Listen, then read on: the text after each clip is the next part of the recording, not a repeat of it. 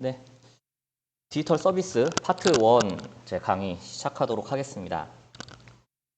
네, 디지털 서비스는 다들 잘 아시겠지만 범위라고 하기엔 좀 그렇고, 그러니까 범위가 모호해요. 범위가 되게 모호해서 그냥 시험에 나오는 문제들 중에서 좀 신기술이다 그러면은 다 디지털 서비스로 포함이 되다 보니까 실제로 저희가 봐야 될 토픽들이 개수가 500개가 넘어가요. 지금 정리되어 있는 게. 그래서 일단 이번 시즌에 안 나올 것 같은 거, 뭐 좀 개인적인 판단이긴 하지만 좀 너무 오래된 토픽이라든지, 그러니까 신토픽으로 나왔지만 너무 오래돼서 잘 안 나오는 것들, 이런 걸 좀 제외하고 상하고 중 위주로 파트 1, 2로 좀 나눠봤어요. 나눠봤고, 그래서 파트 1 부분에서는 대충 한 111개 정도가 나오더라고요. 그래서 그거 위주로 좀 봐주시면 되고, 너무 신토픽이라든지 이런 것들은 어쩔 수 없이 좀 제외를 했고요. 사실상 저희가 디지털 서비스라고 할 수 있는 것들은 범위가 좀 정해져 있어요. 그래서 이제 잘 아시는 클라우드, 그리고 가상화, 그리고 자율주행, 그리고 블록체인, 그 다음에 뭐 소프트웨어 안전은 소공 쪽에 좀 빠지긴 하지만, 이런 것들 위주로 좀 보시면 될 것 같다라는 생각이고요. 블록체인 같은 경우는 정말 시험에 많이 나왔거든요. 거의 매회 출제가 됐고 심도 있는 내용도 나왔지만 요즘에 최근에는 안 나오는 추세입니다. 네, 그래서 블록체인은 조금 그 중요도를 조금 낮췄어요. 중요도 낮추고 파트 2로 뺐습니다. 네, 왜 블록체인이 없습니까? 하실 필요 없어요. 파트 2에 있으니까. 그래서 파트 1에서 좀 어느 정도 그래도 좀 알아야 되는 것들, 좀 중요한 개념들, 이런 거 위주로 좀 강의를 진행을 할까 합니다. 그래서 오늘 진행할 내용도 적지는 않아요. 이게 제가 서브노트를 다시 그 통합을 하다 보니까 원래는 여기 앞에 목차가 있잖아요. 목차가 잘 나오는데 뭔가 통합을 하면은 글씨가 다 깨지더라고요. 그래서 계속 몇 번 시도하다가 안 돼서 그냥 요거를 좀 붙여 넣었거든요. 잘 안 보이실 것 같은데 참고용으로 그냥 넣어놨으니까 다음에 목차 좀 잘 나오면은 좀 갱신해서 다시 드리는 걸로 그렇게 진행을 하겠습니다. 자, 그래서 뭐 일단은 목차를 간단하게 보시면은 저희가 뭐 인터넷 기술이라고 해서 저희 웹 기술 있죠? 네, 잘 안 보이시죠? 네, 웹 기술 이런 거 좀 보실 거고요.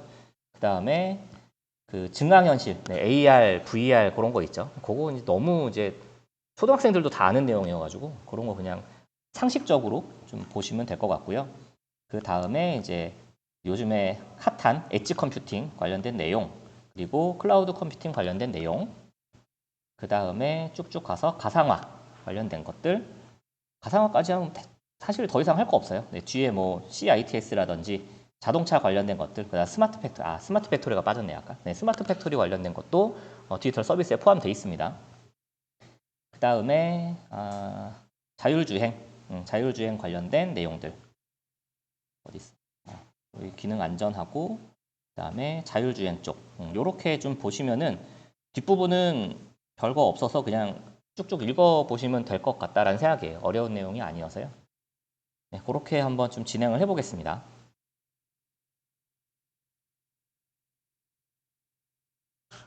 이 정도면 화면 잘 보이시죠? 네, 글씨.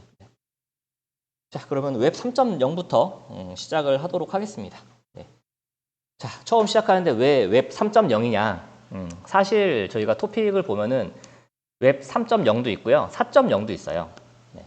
3.0, 그 다음에 4.0.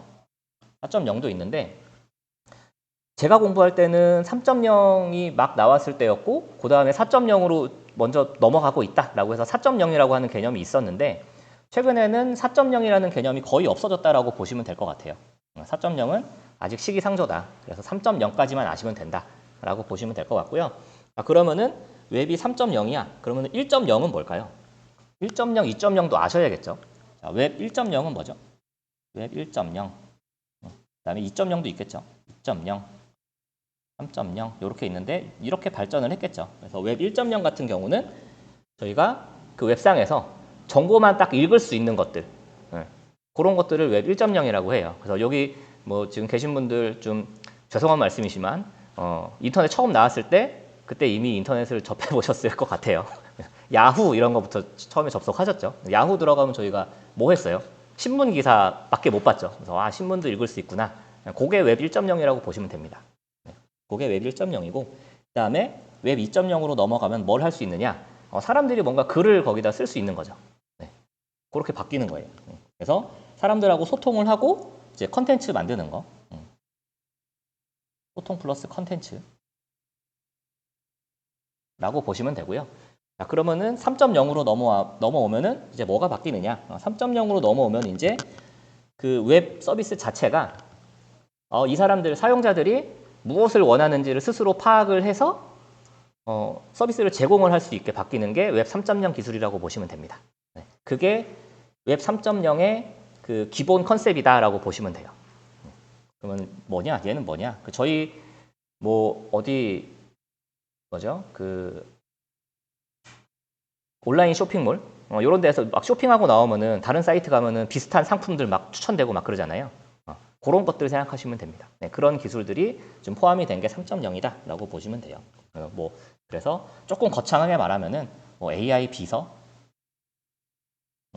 느낌이다. 이런 식으로 좀 보시면 될 것 같습니다. 자, 그래서 웹 3.0의 정의를 먼저 보시면은 뭐 2006년부터 나왔죠. 뭐 존 마코프가 처음 사용한 개념이라고 해요. 그래서 맞춤형 정보, 그다음에 직관적 경험 이런 것들을 제공하는 시멘틱 웹이라고 하는 게 키워드예요. 웹 3.0에서는 시멘틱 웹.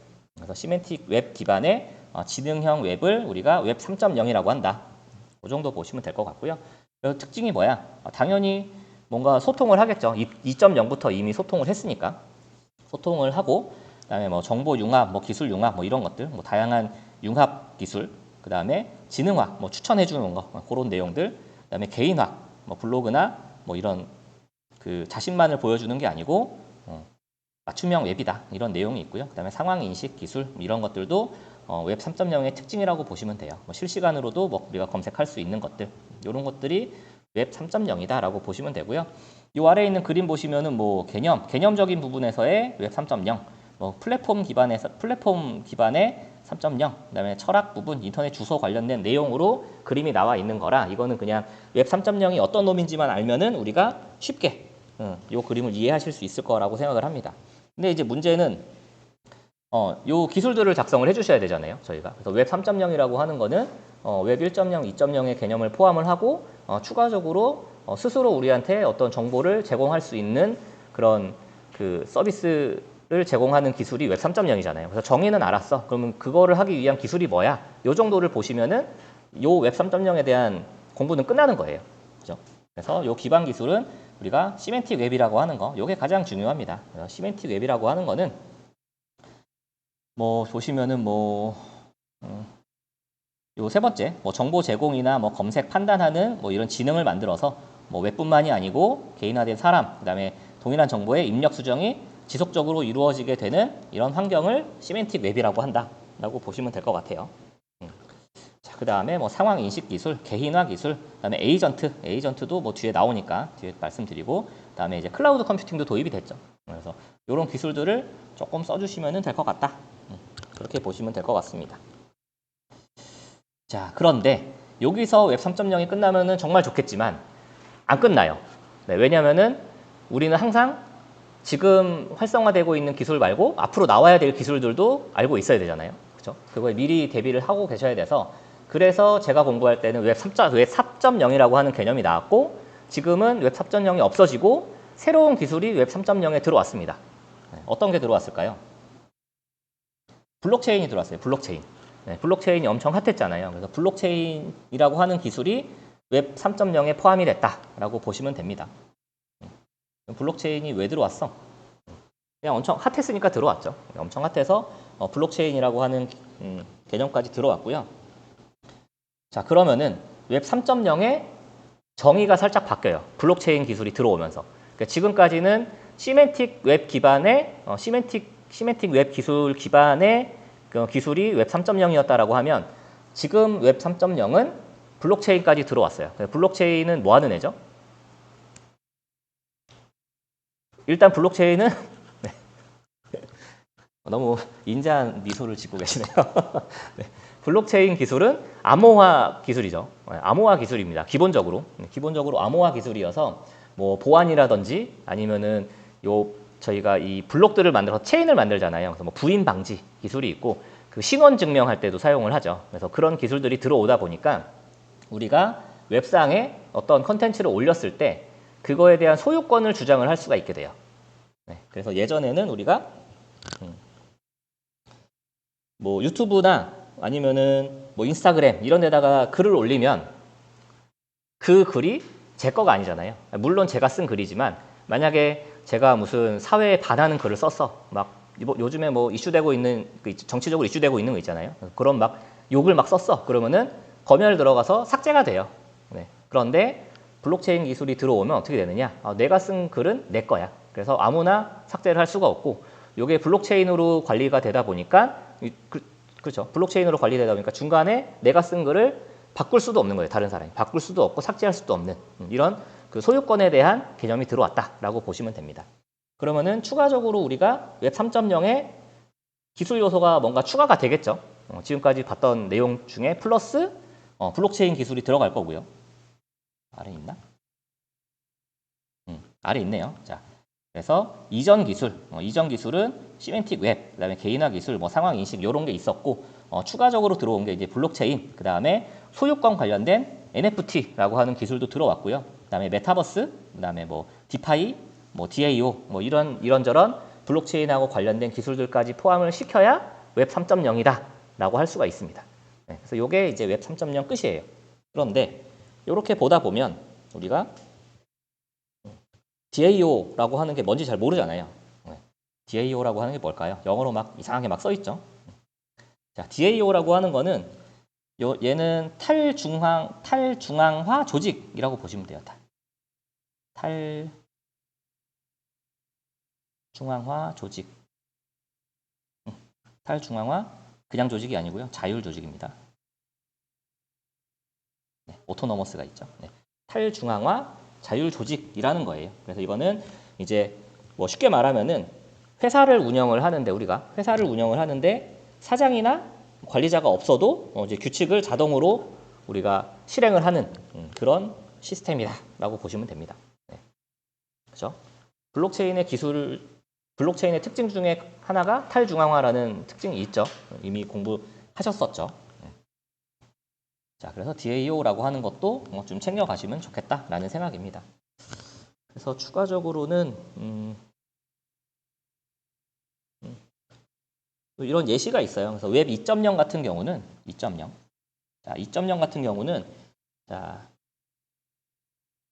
뭐라고 해야 되나? 이제 블록체인 개념이 없다 보니까 이제 은행에 우리가 돈을 맡기는 그런 개념으로 좀 보시면 되죠. 그 은행이 그 모든 이제 그 거래 기록 이런 것들을 관리를 하는데 3.0에서는 블록체인 기술이 들어가다 보니까 내 집 금고에다가 돈을 넣는다. 이런 개념으로 보시면 돼요. 내 집 금고에 있으니까는 제가 그 돈을 관리하고 통제할 수 있겠죠. 그런 개념의 블록체인 기술이 들어갔다. 이렇게 보시면 될 것 같습니다. 네, 되셨죠? 자, 다크웹으로 넘어가겠습니다. 자, 다크웹. 다크웹이라고 하는 거는 은근히 시험에 종종 출제가 돼요. 그래서 이거는 어떻게 뺄 수가 없는 그런 토픽이다라고 보시면 될 것 같고요. 자, 다크웹은 뭐 요 그림이 나와 있죠. 자, 그림이 나와 있고 저희가 일반적으로 들어가는 이런 웹사이트들 이런 거는 그냥 월드와이드웹 www라고 하죠. www라고 하고 얘네는 이렇게 수면 위에 있다 그래서 서피스 웹이라고 합니다. 서피스 웹 SURFACE 서피스 웹이라고 해요. 그래서 이거는 그냥 저희가 알고 있는 그런 웹 서비스다라고 보시면 되고요. 그 아래 뭐 딥웹이 있고 다크웹이 있다. 그래서 얘는 정말 어두운 웹이다. 뭐 이렇게 보시면 될 것 같아요. 암흑 조직 같은 그런 느낌의 웹이다라고 보시면 됩니다. 그래서 인터넷에서는 일반적으로 우리가 찾을 수 없는 그런 숨겨진 웹사이트들 이런 것들을 다크웹이라고 합니다. 특별한 프로그램을 써야 우리가 접속을 할 수가 있어요. 자, 요 개념을 알고 가시면 자, 정의 보시면은 자, 다크웹은 암호화된 네트워크에 존재하고 전통적인 검색 엔진을 이용해 발견하거나 뭐 방문할 수 없는 일련의 웹사이트 집합체다라고 하는 정의가 나오는 거죠. 그 특징을 보시면은 익명성이 보장이 되고 접속 환경이 폐쇄적이고 그러다 보니까 범죄 수단으로 악용이 되죠. 그래서 요즘에는 요즘도 아니죠. 예전부터 다크웹에는 굉장히 안 좋은 그런 범죄와 관련된 그런 컨텐츠들이 많이 있었고요. 최근에는 그 에즈워 서비스들 있죠. 어떤 에즈워 서비스들 이런 것들도 다크웹에서 쉽게 구할 수 있다라고 보시면 됩니다. 그래서 그 뭐죠? 요즘에 그 랜섬웨어 에즈워 서비스라고 있죠. 랜섬웨어 에즈워 서비스, 그래서 RAAS라고 하는 이런 것들, 랜섬웨어 같은 것들도 사용자들이 쉽게 다크웹에 접속을 해서 사용할 수가 있다라고 보시면 될 것 같아요. 자, 다음 비의도 접근 불가. 사용자의 자발적인 의도가 없으면 우연히 발견할 수가 없는 게 또 다크웹의 특징이라고 보시면 됩니다. 자, 다음에 그러면 다크웹의 개념도. 다크웹이라고 하는 게 나오면은 우리가 어떤 개념도를 그려야 되는가. 그래서 사실 다크웹을 주간 시험에도 많이 출제를 해봤는데 요 왼쪽에 있는 그림을 그리시는 분도 있고 오른쪽에 있는 그림을 그리시는 분들도 있어요. 근데 사실 요 왼쪽에 있는 그림은 1달랑용이다. 2달랑용은 이 그림이다. 오른쪽에 있는 그림이다. 라고 하는 거를 좀 꼭 알고 가시면 좋을 것 같습니다. 2달락에 요 그림을 그리면 너무 심심해요. 그래서 우리가 답안 쓸 때 1달락에 1 어쩌고저쩌고 해가지고 쓰죠. 그 다음에 그림을 이렇게 해서 세모 그리고 여기다가 정의 이렇게 쓰시면 돼요. 요게 1달락용이고요. 그러면은 다크웹의 구성도를 좀 보시죠. 자, 여기 연결 구조라고 되어 있는데 요거 뭐 그냥 구성도라고 해서 그리셔도 돼요. 대신 요거를 쓰실 때는 그 토르라고 하는 거를 이용을 해서 다크웹에 접속을 합니다. 물론 토르 말고도 뭐 다른 거 여러 가지 접속할 수 있는 툴이 있어요. 근데 대체적으로 토르를 많이 쓴다라고 보시면 될 것 같아요. 그래서 그냥 다크웹의 뭐 구성도 그리고 괄호 열고 토르 기반 이렇게 그냥 표현해 주시고 요 아래에 있는 그림을 그리시면 됩니다. 네, 요 아래에 있는 그림을 그리시면 되고요. 자, 요 그림도 조금 잠시만요. 아래에 새로운 그림이 있을 것 같은데.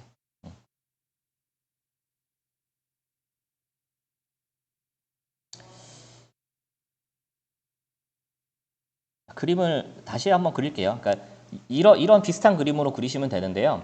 일단은 사용자가 있을 거고요. 그림을 이렇게 그릴 거예요. 여기다가.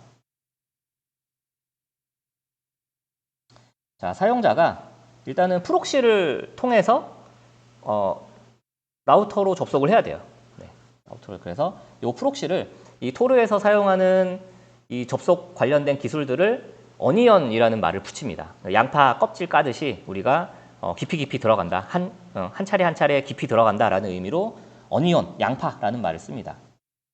그래서 어니언 프록시를 통해서 접속을 해요. 접속을 하면 어니언 라우터에 접속을 해요. 자, 어니언 라우터에 접속을 하고 여기가 이제 다크웹이죠. 이런 그림 그려주시면 되고요. 어니언 라우터는 3계층으로 구성이 되어 있습니다. 네, 대체적으로 3계층이에요. 뭐 2계층일 수도 있고 4계층일 수도 있는데 뭐 거의 90% 이상이 3계층이다라고 보시면 되고요. 자, 3계층이 이렇게 있어요.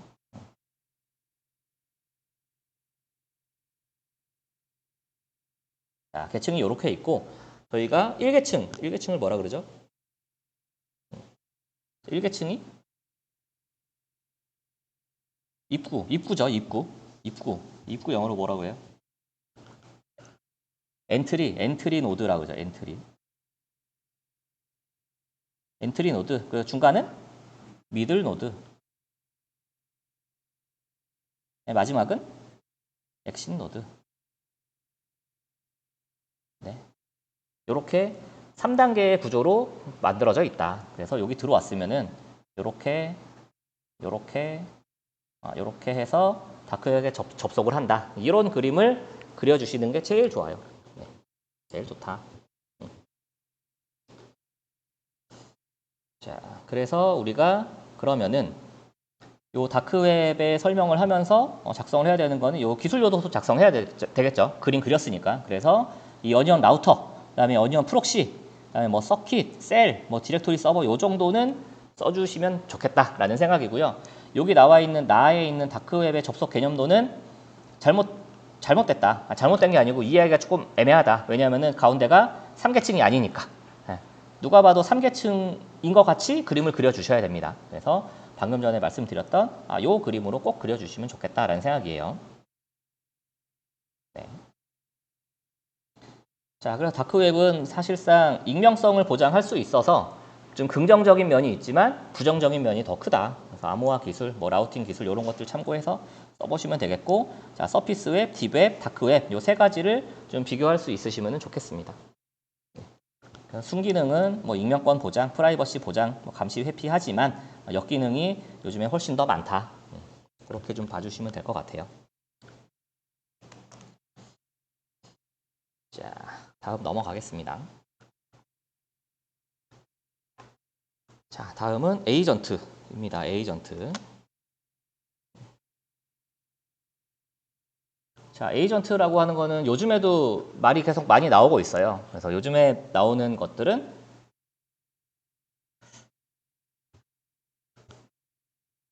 AI 에이전트, 에이전트 AI죠. 네. 자, 에이전트 AI라고 하는 게 요즘 많이 좀 이슈가 되고 있고요. 에이전트 AI가 발전을 해서 뭐가 되죠? 에이전틱 AI가 됩니다. 네. 에이전트라고 하는 것들은 그냥 정의 보시죠. 네. 컴퓨팅 환경에서 사용자나 다른 프로그램을 대신해서 특정한 일을 수행하는 그런 프로세스들을 에이전트라고 해요. 그래서 어떤 기능들을 할 수 있게끔 만들어 놓은 것들, 이런 것들이 에이전트다. 이렇게 보시면 될 것 같습니다. 그래서 에이전트의 특징, 자율성, 반응성, 이동성, 뭐 이런 것들 그냥 다 우리가 프로그래밍 해놓은 대로 수행하는 것들, 이런 것들을 에이전트다라고 보시면 될 것 같아요. 그래서 에이전트의 구조 뭐 보시면 뭐 처리 모듈이 있고 지식 모듈, 뭐 통신 모듈 이런 것들이 있다. 얘네들이 유기적으로 잘 한다 이렇게 보시면 될 것 같고, 요 통신 규약이 있어요. 네, 통신 규약이 있는데 이 에이전트가 혼자서 작업을 하는 거, 그리고 에이전트가 여러 개 있어서 서로 상호간에 유기적으로 뭐 작용을 해서 작동을 하는 것들, 이렇게 좀 나눌 수 있는데, 방금 두 번째 말씀드린 게 에이전틱이라고 보시면 돼요. 네, 에이전트들끼리 서로 정보를 주고받으면서 뭐 더 새로운 일을 해낼 수 있는 것들, 그런 것들을 에이전틱이라고 하고요. 그래서 에이전트의 이 통신 규약은 ACL, 그다음에 ICL이라고 하는 게 있고요. ACL은 그냥 에이전트가 그 외부하고 통신을 하는 거, 그다음에 ICL은 에이전트들끼리 통신을 하는 그런 규약이다라고 보시면 되겠습니다. 그래서 협력 에이전트가 방금 말씀드린 거죠. 다중 에이전트, 뭐 에이전트의 통신 언어는 ACL이라고 하는 게 있고, 이런 내용들 보시면 될 것 같아요. 그래서 에이전트라고 하는 거는 여기서 이렇게 많이 보실 것까지는 아니고요. 에이전트가 이제 웹 기반의 에이전트냐, 지능형 에이전트냐, 이렇게 또 나눌 수 있고요. 지능형 에이전트가 숙고형이냐, 반응형이냐, 이런 것들은 아마 파트 2에서 다시 한번 좀 보시고 가면 될 것 같습니다. 아래 나와 있긴 하네요.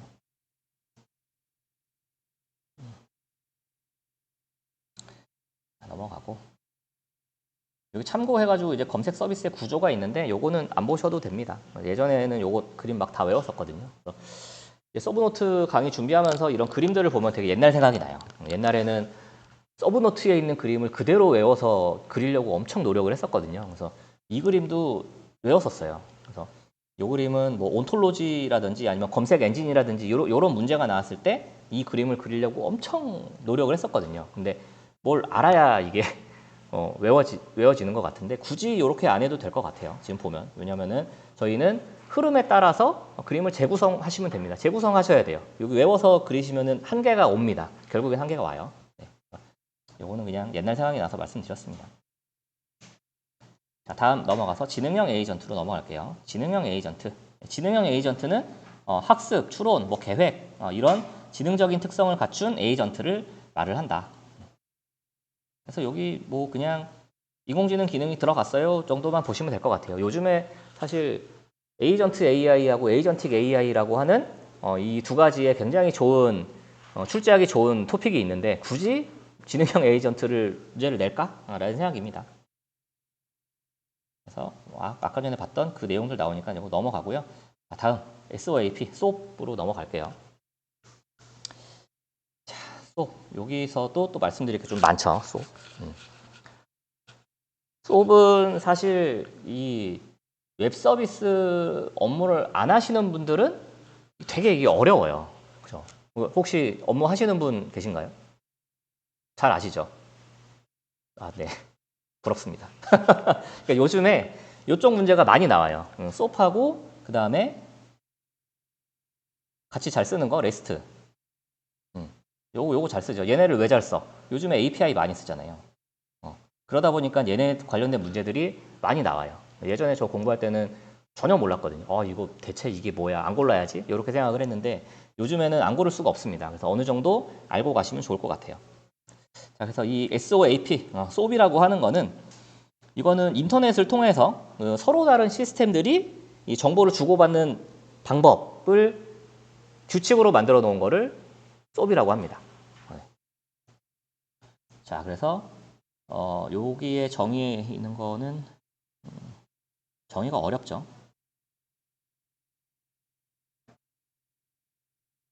요 메뉴의 거 보시는 게 나을 것 같네요. 이런 것들을 통해서 XML 기반의 메시지를 네트워크 상에서 교환하는 프로토콜이 SOAP다, SOAP이다 라고 보시면 될 것 같아요. 그래서 HTTP 기반이고요. HTTP 기반이 아니고 HTTP를 이용하고 XML 기반이라고 하는 게 키워드예요. 네, 얘는 XML만 씁니다. 그죠?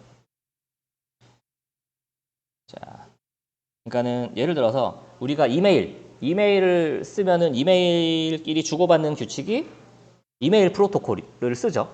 그런데 프로그램들끼리 주고받으면 얘는 SOAP다, SOAP이다 라고 보시면 돼요. 네, 간단하게 말을 해서. 자, 그래서 가장 큰 특징이 XML을 쓰는 거고 HTTP 쓰는 거다. 이게 가장 큰 특징입니다. 자, 그래서 구성 요소 보시면 얘는 이렇게 뭐 편지 봉투 같이 이렇게 감싸서 보낸다라고 보시면 될 것 같고요. 이제 맨 위에 여기 봉투 있죠. 인벨롭이라고 하는 이 봉투가 있고 얘는 쏜 메시지가 이제 시작될 거야 라고 하는 거고요. 그 다음에 헤더는 여기 뭐 가외라고 되어 있는데 이게 가외가 아니고 추가적인 추가적인 정보를 나타내기 위한 거예요. 헤더는. 그래서 써도 되고 안 써도 된다. 그리고 그러니까 뭐 이 편지 보내는 사람 이름이라든지 이런 거라고 생각하시면 되고요. 바디에는 이제 실제로 주 내용이 들어가고 그 다음에 컨텐츠 이런 것들이 있다. 자, 그 정도 보시면 될 것 같고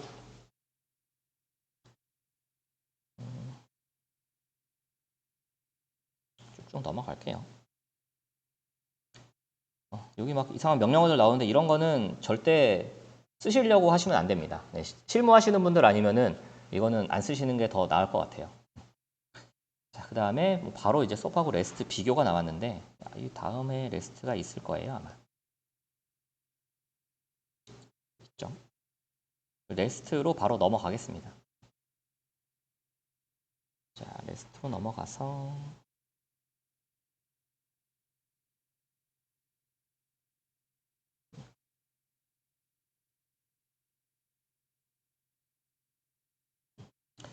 자, REST라고 하는 거는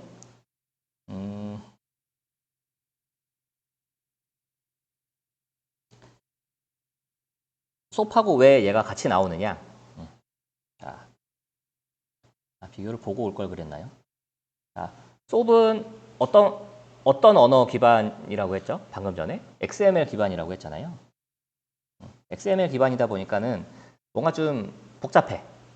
이것만 써야 되니까는 조금 아쉬운 부분이 있어요. 그래서 XML 말고 우리가 다른 것도 좀 써보자 라고 해서 나온 게 REST라고 보시면 됩니다. 그래서 REST는 XML 말고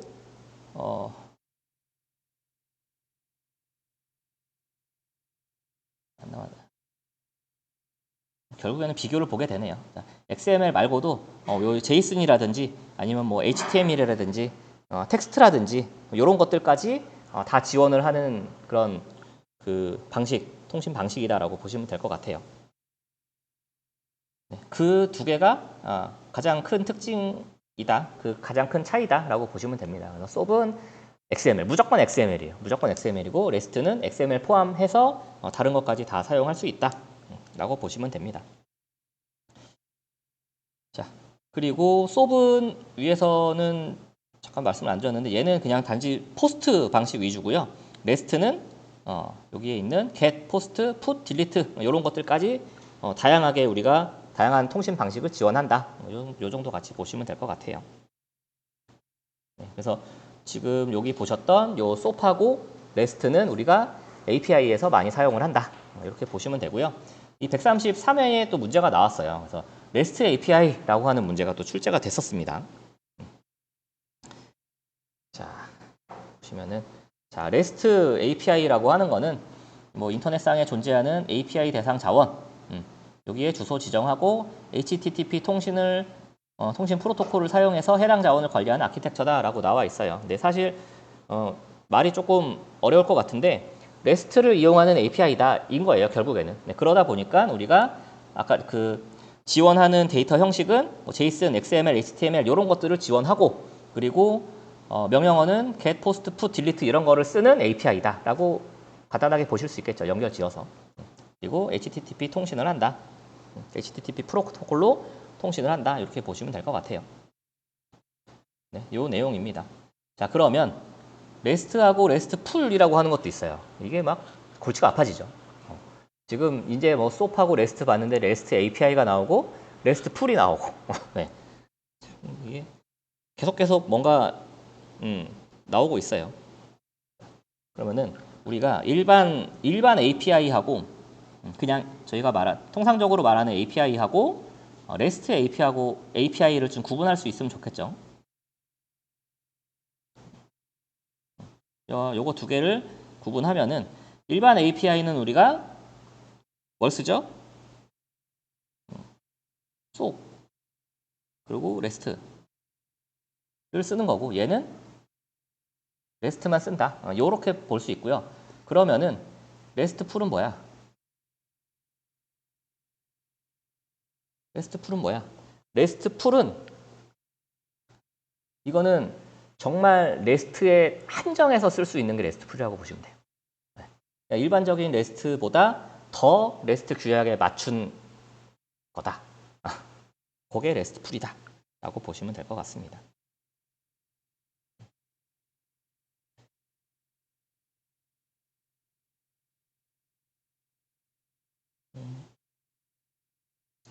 그래서 API하고 오픈 API하고 뭐 계속 나오죠.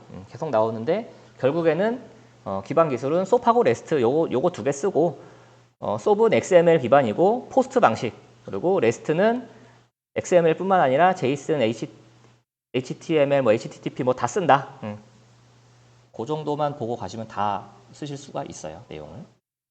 여기서는 이거는 좀 예전에 119회 때 출제됐던 건데 API 방식하고 스크래핑 방식을 좀 비교해봐라 라고 하는 문제가 출제가 됐었습니다. 이 정도 보시면 될 것 같아요.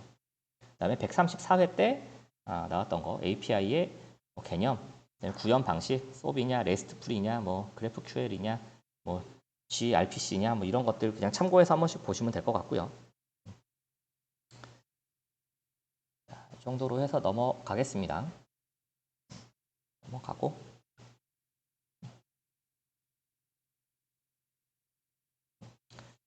넘어가기 전에 마지막으로 이제 REST API는 REST의 구조를 일부만 적용했고 REST풀은 REST의 원칙을 완벽하게 지켰다. 이런 차이점도 같이 가져가시면 좋을 것 같아요. 자, 넘어가겠습니다. 자, 스마트 시티는 요즘에 관련된 문제가 좀 많이 나와요. 그래서 그냥 저희가 알고 있는 이런 모든 IT 기술들을 다 때려 넣으면 되는 게 스마트 시티다라고 보시면 됩니다. 자, 그래서 뭐 첨단 산업, 융합, 미래의 도시, 뭐 스마트 시티라고 하는데 사실 스마트 시티가 문제가 아니고 인구 문제가 제일 큰 문제죠. 지금 생활이 좋아지는 것도 좋지만 인구 문제를 해결하지 않으면은 정말 큰일이 날 것 같다라는 생각이에요. 스마트 시티라고 하는 거는 뭐 스스로 인지하고 발전하는 뭐 IT 인프라 어쩌고저쩌고 뭐 다 있는데 그냥 뭐 여러 가지 신기술을 도입을 해서 우리가 편리하게 생활할 수 있는 그런 새로운 도시 이렇게 개념 가져가시면 될 것 같습니다. 스마트 시티의 확산 배경 뭐 기술이 뭐 많이 증가했으니까 확산했겠죠. 특징 뭐 이런 것도 다 필요 없습니다. 아시는 거 다 쓰시면 돼요. 요즘에 있는 것들. 그래서 여기에 좀 들어가야 되는 내용들은 저희가 디지털 서비스에서 공부하셨던 그런 기술들 다 쓰시면 됩니다. 그래서 일단은 기본 모델 보시면은 이제 스마트 시티가 그냥 너무 편리함에 치중이 되어 있다기보다는 환경적인 부분도 같이 생각을 하고 있다라는 것도 같이 보시면 좋을 것 같아요. 그래서 환경 지속 가능성. 저희 이제 기업에서도 ESG 경영을 하잖아요. 그래서 환경적인 부분은 항상 신경을 써줘야 된다라고 보시면 됩니다. 저희가 데이터 관련된 얘기를 할 때는 항상 품질 얘기하듯이 우리 뭐 기업의 운영이라든지 아니면 사람들이 살아가는 거 이런 거에는 환경이 빠질 수가 없다라고 보시면 돼요. 무조건 환경 문제 같이 써주시면 좋아요. 그다음에 뭐 웰빙 라이프, 뭐 경제적인 충족, 뭐 이런 것들을 통해서 우리가 스마트 시티를 만들어 나갈 수 있다라는 내용입니다. 참고에는 뭐 UCT하고 스마트 시티 개념 비교했는데 엄청 옛날 내용이에요. UCT는 유비쿼터스죠. 아주 그 오래전 그 유비쿼터스고 유비쿼터스가 스마트 시티로 바뀌었다라고 보시면 될 것 같아요.